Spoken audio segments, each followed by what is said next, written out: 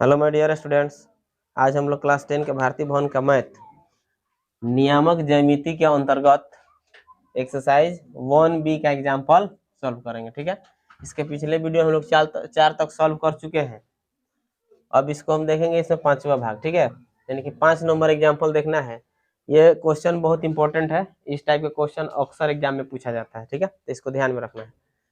कह रहा है कि किसी रेखाखंड का मध्य बिंदु -4 -2 है और रेखाखंड के एक सिरे के निर्देशांक -6 4 है, तो दूसरे सिरे के निर्देशांक ज्ञात करें। तो इसके लिए एक मतलब आरेख हम दिखा देते हैं। जैसे कि मान लेते हैं ये एक रेखाखंड हो गया, इसको ए मान लेते हैं और इसको बी जैसे मान लेते हैं। अब यहाँ पर मान लेते हैं कि एक बिंदु का निर्देशांक दिया था -6 और कितना दिया है, 4 दिया है। अब मध्य बिंदु का निर्देशांक क्या मध्य है, मान लेते हैं इसको सी। तो मध्य बिंदु का निर्देशांक कितना दिया, -4 और -2, और यानी कि ये दूसरा सिरा है, इसी का निर्देशांक हमें क्या करना है, ज्ञात करना है। तो इसको हम मान लेते हैं x1 और y1, और इसको कह दें x2 और y2। बात समझ आ रहा है ना। तो मध्य बिंदु का निर्देशांक बराबर हम पढ़े हैं क्या होता है, x1 x2/2 और y1 y2/2। तो यहाँ पर इसको हम x बोलते हैं और इसको y बोला जाता है। तो हम इसको अलग अलग लेकर चलेंगे। ठीक है, यहाँ पर हम लेके चलेंगे x बराबर, पहले लेके चले ना, तो x बराबर हो जाए क्या, x1 + x2/2। x का वैल्यू देख लो कितना दिया है, -4, x1 कितना है, -6, प्लस x2 के जगह पर x2 रखेंगे क्योंकि उसका मान हमें ज्ञात करना है। यहाँ पर रख दें 2। अब क्रॉस मल्टीप्लिकेशन कर लो तो -6 प्लस हो जाएगा कितना, x2 = -8, तो x2 = कितना आ जाएगा, माइनस, ये भी माइनस पे उधर गया तो क्या आ जाएगा, प्लस में। तो दो तरह का साइन है तो घटेगा ना, यहाँ बचा कितना, -2। अब क्या करते हैं, y = लेके चलते हैं, तो y1 प्लस क्या आ जाएगा, y2/2। y का वैल्यू कितना इधर दिया है, -2, इक्वल टू y1 कितना है, 4, प्लस y2 = कितना दिया है, 2, और यहाँ पर क्या है 2, तो 2 रख देते हैं। यहाँ तक कोई दिक्कत नहीं है। अब फिर क्रॉस मल्टीप्लिकेशन कर लो तो 4 प्लस हो जाए कितना, y2 = माइनस में 4, इसे मल्टीप्लाई कर दिए तो हो जाएगा y2 = -4, ये माइनस प्लस में उधर गया तो -4, तो y2 = कितना आ जाएगा, -8। हमें निकालना किसका है, b का निर्देशांक निकालना है। तो b = कितना हम माने हैं, x2 y2, यही ना माना गया है। तो यहाँ पर हम देख सकते हैं x2 का मान कितना है, -2 है, और y2 का मान कितना है, -8, और यही हो गया हमारा क्या, दूसरे सिरे का निर्देशांक यानी बी का निर्देशांक। ठीक है, चलो इसके बाद हम लोग देखेंगे एग्जाम्पल नंबर 6। ठीक है, तो क्वेश्चन कह रहा है कि तीन बिंदुएं P, Q तथा R संरेख है। संरेख मतलब क्या आता है, एक ही रेखा में, यानी कि जो तीनों बिंदु दिया गया है वह एक ही रेखा में है। कर P तथा Q के निर्देशांक क्रमशः 2 4 7 7 है, 3 4 7 7 है, एवं पी आर की जो दूरी यानी कि लंबाई दिया कितना दिया, 10 दिया है। तो कह रहा है कि आर के निर्देशांक ज्ञात कीजिए। ठीक है, तो सबसे पहले हम एक फिगर बनाते हैं, यहाँ पे देख लेगा। जैसे मान लेते हैं ये एक फिगर हो गया, अगर लिखना है तो लिख सकते हैं क्या, P = कितना दिया है हमारा, 3 4 या 3 4 भी कह सकते हैं। Q = कितना दिया है, 7 और 7 दिया है। हमें R का निर्देशांक निकालना है, यानी कि R का वैल्यू क्या निर्देशांक है उसका मान हमें ज्ञात कर देना है। तो उसके बाद से एक और बात दिया है, यानी दोनों के बीच की दूरी कितना है, PR हमारा दिया है कितना, 10, ये दिया है ना 10। तो जो जो दिया है सो हम क्या किए हैं, लिख दिए हैं। ठीक है, अब देखते हैं आगे, इसको मान लो P और इसको मान लो Q, और बीच में एगो रख देते हैं क्या ना, इस R हमको निकालना है ना, तो R, इसको मान लेते हैं Q। तीनों बिंदु लाइन से दिया है P Q R, ये दो बिंदुओं का निर्देशांक दिया है और तीसरा बिंदु का निर्देशांक हमसे पूछ रहा है। तो देखते हैं P का वैल्यू कितना है, 3 और 4 रख दें, और Q का वैल्यू कितना दिया है, 7 और 7। R का वैल्यू नहीं दिया है, उसी को हमें निकालना है। अब देख लो यहाँ पर ध्यान देना है, जो PR है उसका वैल्यू कितना दिया है, 10 दिया है। ठीक है, यानी कि यहाँ से यहाँ की जो दूरी है, समझा रहा ना, ये P से R के बीच की जो दूरी है उसका वैल्यू कितना है, 10 है।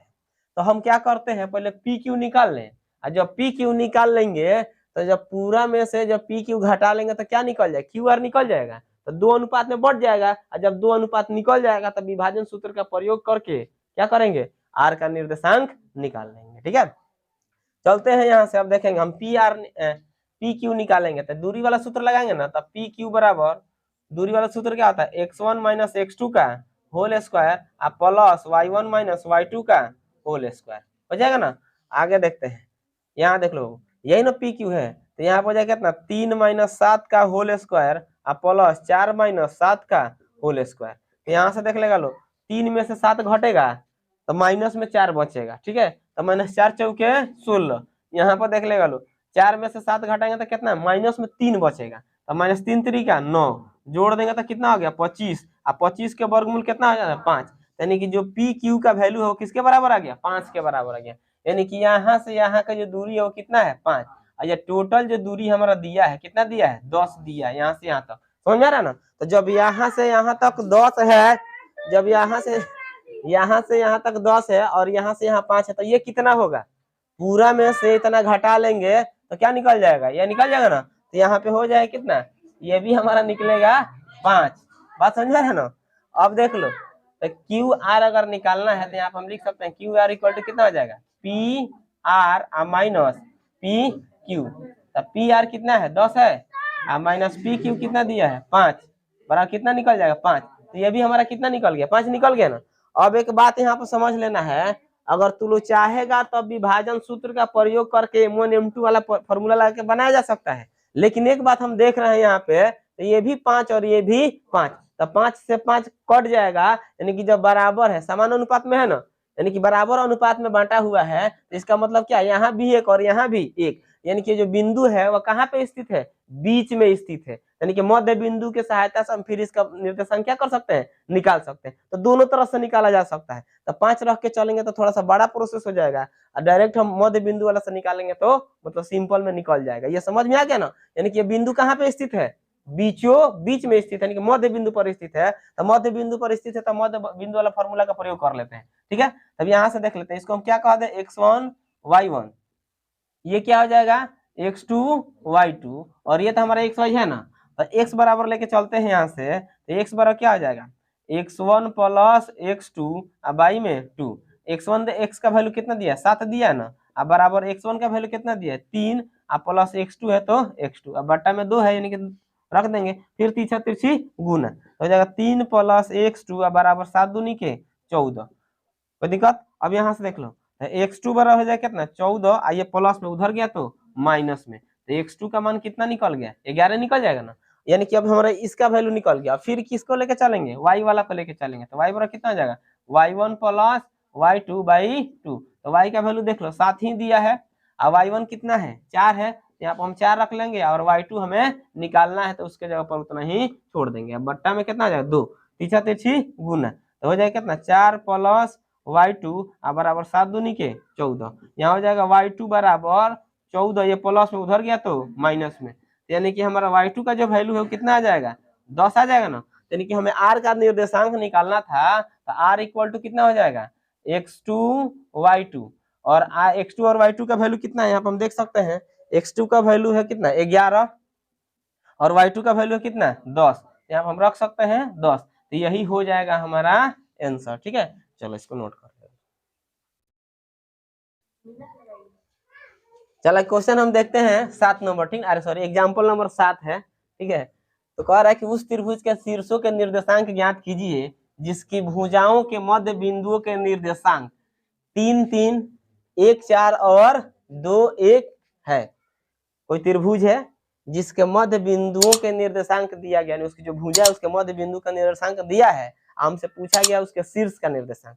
तो सबसे पहले हम फिगर बनाते हैं, उसी के सहारे समझ लेंगे अच्छा से। तो जैसे मान लो एक त्रिभुज हो गया, ठीक है, इसको ए मान लेते हैं, इसको बी और इसको सी, तो इसका मध्य बिंदु मान लो यहाँ पर है, और इसका मध्य बिंदु यहाँ पर, और इसका मध्य बिंदु यहाँ पे दिया हुआ है, ठीक है, और इसका निर्देशांक दिया, तो मान लेते हैं ये हम इसको मान लेते हैं 3 और 3, इसको मान लेते हैं कितना 1 और 4, और इसको मान लेते हैं 2 और 1, नाम रख लेते हैं एबीसी हो गया है, इसको क्या कह दें डी कह देते हैं, और इसको ई, और इसको क्या कह देंगे एफ। बात समझाएगा ना। अब यहाँ से चलना है, इसको हम मान लेते हैं क्या x1 y1, और इसको मानते हैं x2 y2, और इसको मान लेते हैं x3 y3। समझ में आ रहा है ना। तो हमें ज्ञात क्या करना है, a का मान ज्ञात करना है, b का मान ज्ञात करना है और c का मान ज्ञात करना है, ठीक है। तो सबसे पहले अब जो हम त्रिभुज बन गया है, सबको बोटी बोटी काटना है, तीनों को 3 जगह बांटना है, और 3 जगह बांट के अलग अलग समीकरण निकाल के हल करके उसका मान ज्ञात कर लेना है। ठीक है, चलो देखते हैं। तो सबसे पहले हम एक फिगर लेके चलते हैं, यहाँ से ए और बी को लेके चलते हैं, समझ आ रहा है ना, यानी कि इस पार्ट को लेके चले। इसका मध्य बिंदु कितना दिया है, डी दिया है, जिसका निर्देशांक कितना है 3 और 3, और ये मान लेते हैं एक्स वाला कितना है x1 और y1, अब बी वाला कितना दिया है x2 y2। यहाँ तक तो किसी को दिक्कत नहीं है। इस टाइप का क्वेश्चन हम लोग अभी बनाते चल रहे हैं, उसी टाइप का ये भी बनेगा। इसको x कहते हैं, इसको y, x बराबर लेके चले ना, तो हो जाएगा x1 plus x2 by 2, x के जब हम कितना रख दें 3, अब बराबर हो जाएगा कितना x1 प्लस x2 बाई 2, तीसरा तिरछी गुणा, हो जाए कितना x1 प्लस x2 बराबर 3 दूनी के 6। ये समीकरण 1 मान सकते हैं ना इसको। अब चलते हैं, कोई दिक्कत नहीं है। अब इसी में y वाला लेके चलते हैं, तो y इक्वल टू यही नहीं होगा, तो y इक्वल टू कितना हो जाएगा y1 प्लस y2 बाई 2, तो y के जगह पर कितना रख दे 3, अब बराबर y1 हमको मालूम नहीं है, y2 भी हमको मालूम नहीं, तीसरा तिरछी गुणा कर लेते हैं, तो हो जाएगा y1 प्लस y2 बराबर यहाँ पर 2 3 कितना हो जाएगा 6। ये हो गया समीकरण नंबर 2। बात समझ आया? तो 2 समीकरण निकल गया। अब हम क्या करेंगे कि इस रेखा को लेकर चलते हैं, इसको मान लेते हैं बी और इसको मान लेते हैं सी। तो इसका निर्देशांक क्या दिया है x2 y2, और ये दिया है x3 y3, समझ आ रहा है ना। यहाँ पे जो मध्य बिंदु हमारा क्या है ई है, तो ई का निर्देशांक दिया है 1 और 4, कोई दिक्कत नहीं है।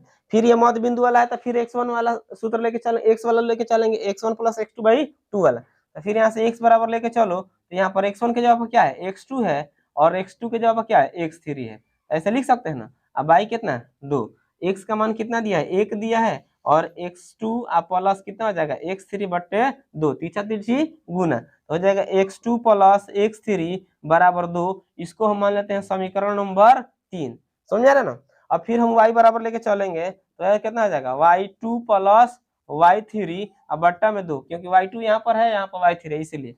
अब आगे देख लीजिए, यहाँ से y का वैल्यू कितना दिया है 4, यहाँ पर हम रखेंगे 4 बराबर y2 अब प्लस कितना हो जाएगा y3 बट्टा में 2, तीसरा तिरछी गुणा, तो y2 प्लस y3 बराबर 4 दूनी के 8। तो ये हो गया समीकरण नंबर 4।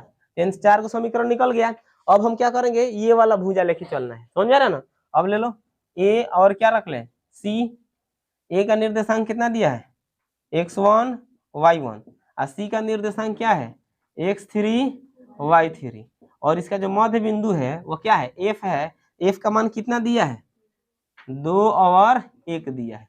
फिर वही काम यहाँ भी, x बराबर यहाँ पर देख लो x1 प्लस क्या आ जाएगा x3 होगा ना, x1 plus x3 by 2, x का वैल्यू देख लो 2 दिया है, x1 के जगह पर x1 है और y1 के जगह पर y3 है, और y2 के जगह पर y3 है, तो यहाँ पर हो जाएगा कितना 2, यहाँ पर x2 रहेगा, तो x2 के जगह पर कितना है x3 है, तो x3 रखेंगे, तीसरा तिरछी गुणा, तो x1 प्लस x3 बराबर 2 दूनी के 4। तो ये हो जाएगा समीकरण नंबर 5।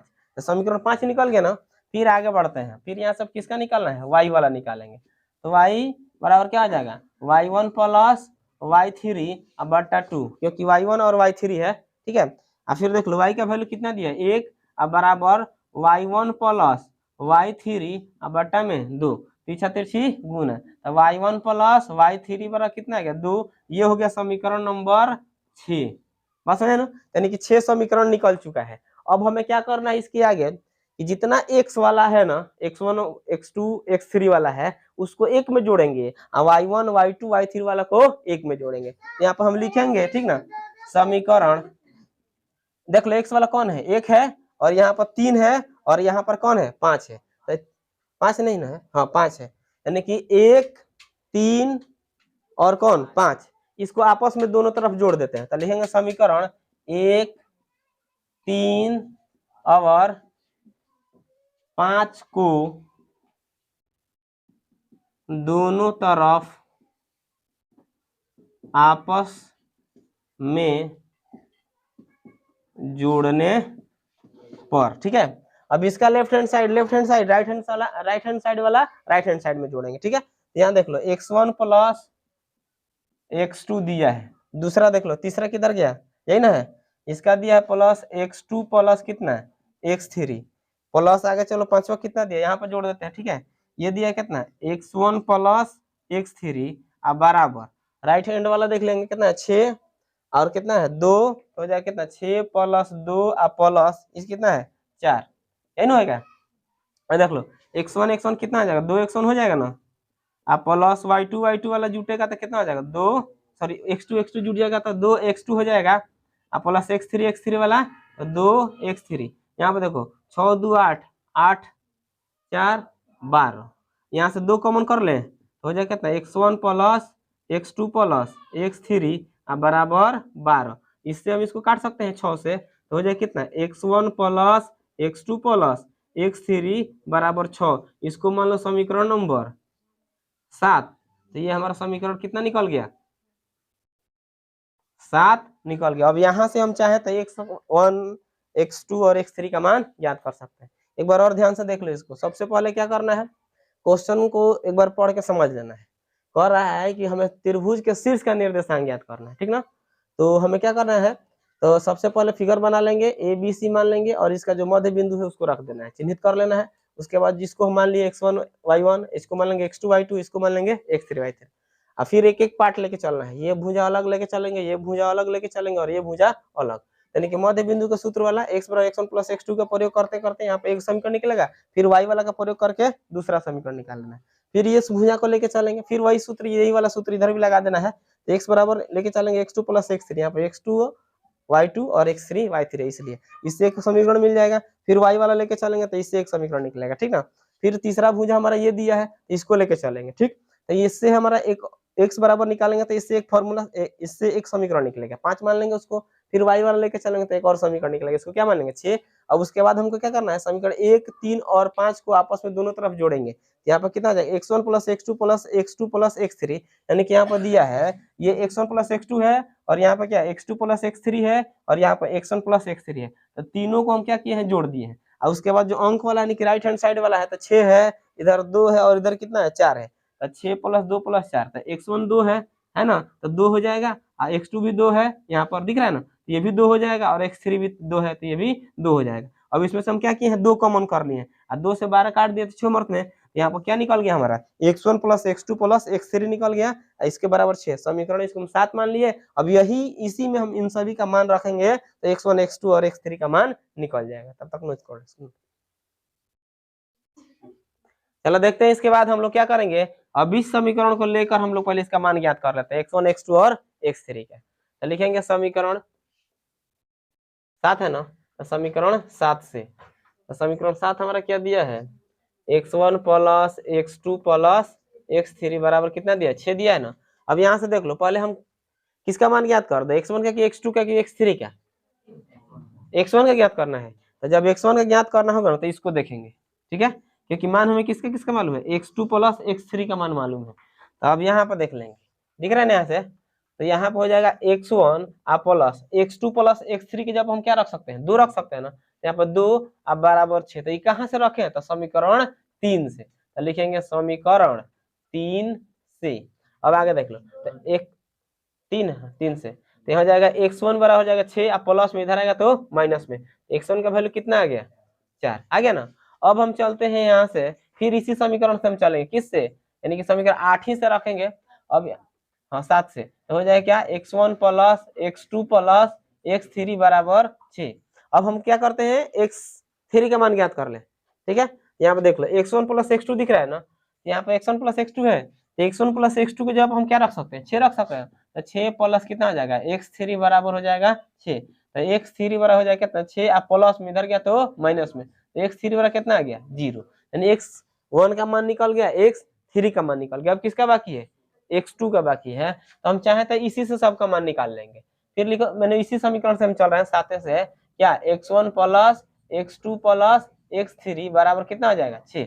अब x1 का वैल्यू कितना दिया है 4, यहाँ पर रख सकते हैं ना, प्लस x2 का मान निकालना है और x3 का वैल्यू कितना दिया है 0 बराबर 6 हो जाएगा।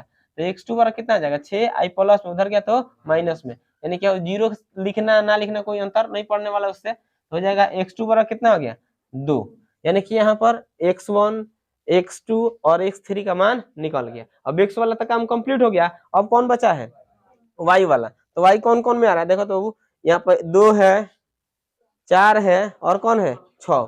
अब क्या करना है, फिर वही काम करना है जो इसके पहले हुआ था। अब लिखेंगे क्या कि समीकरण 2, 4 एवं 6 को दोनों तरफ आपस में जोड़ने पर, तो देख लो इसका कितना दिया है y1 प्लस y2, अब प्लस में फिर आ जाएंगे यहाँ पे, यही ना है y2 plus y3 plus y3, फिर प्लस है 6 नंबर का ना, यही ना है, तो y1 प्लस y3, तो y1 प्लस y3 बराबर। अब राइट हैंड वाला कितना दिया, इधर दिया 6, इधर दिया है 8 और उधर दिया है 2, तो प्लस में 2। ठीक है, अब यहाँ देखो एक ये दोनों सेम है, 2 सब है, तो जोड़ लेते हैं, तो 2y1 plus 2y2 plus 2y3 बराबर कितना आ जाएगा 8 से 14 4 कितना होगा 16, और 14 2 16 हो जाएगा। 2 कॉमन कर लेते हैं यहाँ से, तो बचा कितना y1 plus y2 plus y3 बराबर कितना हो गया 16। इससे इसको हम काट सकते हैं ना 8 से, ये मान अब मिटाते हैं, इसको हम याद रखेंगे, तो कितना आ जाएगा y1 plus y2 plus y3 बराबर कितना आ गया 8। ये समीकरण नंबर इसको हम क्या मान लें, इसका तो हम काम नहीं है, तो समीकरण नंबर इसको हम मान लेते हैं 8। कोई दिक्कत है। अब फिर हम मान निकालेंगे अब किसका, y1 का, y2 का, y3 का, यानी कि अब इसके आगे चलते हैं, लिखेंगे समीकरण 8 से दिया कितना है y1 plus y2 plus y3 बराबर 8। अब यहाँ पर y1 प्लस y2 का वैल्यू हमारा पहला समीकरण में समीकरण नंबर 2 में दिया हुआ था, कितना दिया हुआ था 6 दिया था ना, तो यहाँ पर हम रख सकते हैं 6, आप प्लस कितना हो जाएगा y3 बराबर हो जाएगा 8, तो y3 बराबर कितना हो जाएगा 8, ये प्लस में इधर गया तो माइनस में, तो y3 का मान कितना आ गया 2 आ गया ना, तो यहाँ से y3 का मान निकल गया।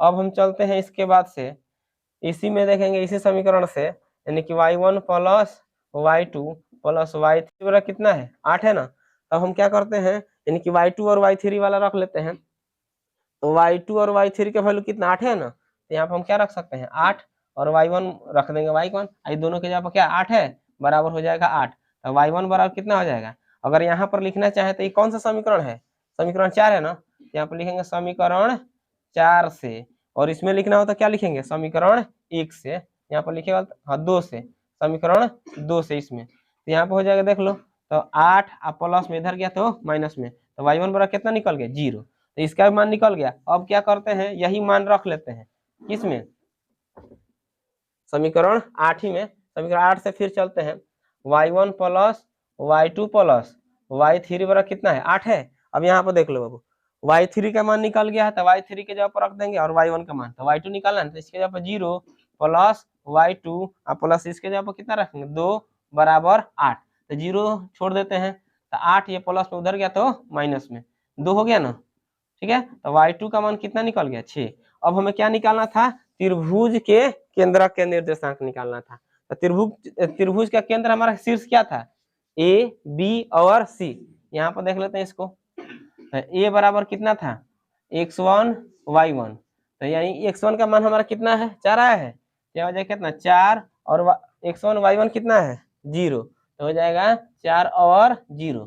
b बराबर कितना है x2 y2, यहाँ पर हम देख सकते हैं x2 का वैल्यू कितना है, यहाँ पर 2 है ना, यहाँ कितना आ जाएगा 2, और y2 का वैल्यू कितना है 6 है, तो यहाँ पर हम रख सकते हैं 6, और c बराबर कितना है x3 y3, यानी कि x3 का मान कितना है यहाँ पर 0 है ना, और y3 का मान कितना है 2, तो यहाँ पर हम रख सकते हैं 2, यानी कि यही हमारा हो जाएगा आंसर, यानी त्रिभुज के जो शीर्ष है ABC है ना, तो ये हमारा आंसर हो गया। चलो इसको नोट कर लेंगे। चलो अब देखते हैं इसके बाद एग्जाम्पल नंबर 8 नंबर, ठीक ना। तो ये क्वेश्चन थोड़ा इंपॉर्टेंट है, ठीक है, इसको ध्यान देना है, इस टाइप का क्वेश्चन एग्जाम में आता है।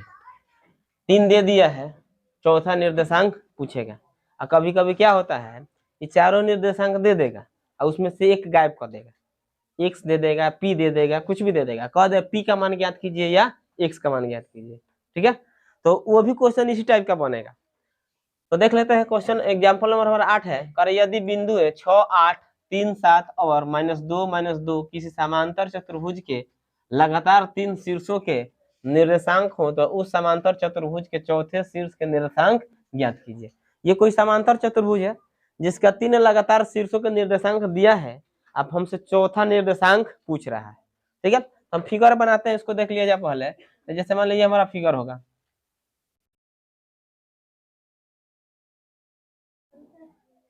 तो मान लेते हैं इसको ए बी सी डी। ए का मान इसको मान लो कितना 6 और 8, बी कितना हो जाएगा 3 और 7, और डी हो जाएगा -2 और -2। अब इसको मानना है तो इसको मान सकते हैं x1 y1, और इसको क्या कह सकते हैं x2 y2, और इसको कह देंगे x3 y3, और इसको क्या मान ले x4 y4। अब हमें मान किसका ज्ञात करना है, तो तुम लोग समझ चुका होगा लोग कि हमें डी यानी कि x4 और y4 का मान ज्ञात करना है। समझा रहे ना। तो सबसे पहले एक काम हम यहाँ पर ये करेंगे कि ए को सी से मिला देंगे। इसको हम क्या बोलते हैं विकर्ण बोलते हैं ना, यानी कि ए से सी एक विकर्ण हो गया, और एक विकर्ण यहाँ से यानी कि बी को डी से मिला देंगे, यानी कि डी को बी से मिला चाहे बी को डी से मिला देंगे। यहाँ पर दोनों एक दूसरे को काटेगा, तो एक बात याद रखना है कि जब दोनों एक दूसरे को जहाँ काटता है वो उसका मध्य बिंदु हो जाएगा, यानी कि ए सी का मध्य बिंदु यही होगा और बी डी का मध्य बिंदु यही होगा। तो इसको हम क्या ओ मान लेते हैं। बात समझेंगे ना, यहाँ तक कोई दिक्कत नहीं है। यानी कि ए और सी एक विकर्ण ले लेगा, बी और डी विकर्ण ले, दोनों जहां पे एक दूसरे को काटेगा वह क्या होगा मध्य बिंदु होगा हमारा। ठीक है, तो जैसे कि मान लेते हैं इस फिगर को हम ऐसे भी लिख सकते हैं, या इसको हम अलग निकाल लेते हैं। तो इसको कह देंगे ए और इसको कह देंगे सी, और बीच में क्या है हमारा ओ, तो बीच में वो होगा कि नहीं, यानी कि इस रेखा को हम यहाँ पर रख दिया तो ऐसा आएगा। अब इसका वैल्यू देख लो क्या दिया है 6 और 8 दिया है, और इसका कितना दिया है -2 और -2। समझ आ रहा है ना। ये मध्य बिंदु हमारा ओ है, तो ओ के निर्देशांक हमको निकालना है। तो वो हमारा मध्य बिंदु है, तो लिखेंगे ओ के निर्देशांक बराबर हो जाएगा x1। अगर मान लो इसको हमारा क्या है, ये हमारा क्या है x1 है y1 है, और इसको हम क्या माने हैं x3 y3। ये फॉर्मूला हमारा इसी से बना लेते हैं। x1 प्लस क्या आ जाएगा x3 होगा ना, अब बट्टा में 2, यहाँ देख लेगा लो ये हो जाएगा y1 प्लस y3 अब बट्टा में 2, कोई दिक्कत नहीं ना है। अब यहाँ से चलते हैं x1 देख लो, यहाँ पे x1 हमारा क्या है 6 है, और x3 कितना है -2 है, तो -2 अब बट्टा 2 हो जाएगा। फिर यहाँ पे देख लो y1 कितना दिया 8, अब प्लस इसका वैल्यू कितना दिया -2, अब बट्टा कितना हो जाएगा 2 हो जाएगा ना। अब यहाँ से देख लो हो जाएगा 2, अब माइनस प्लस क्या होता है -2/2 हो जाएगा।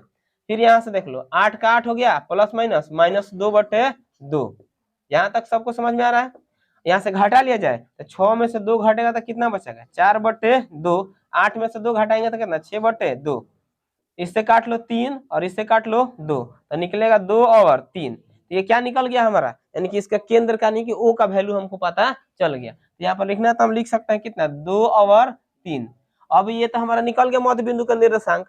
अब हम फिर वही काम करेंगे किसके साथ बी और डी के साथ। ठीक है, क्योंकि हमें डी का मान निकालना है तो डी आना चाहिए कि नहीं आना चाहिए इसमें।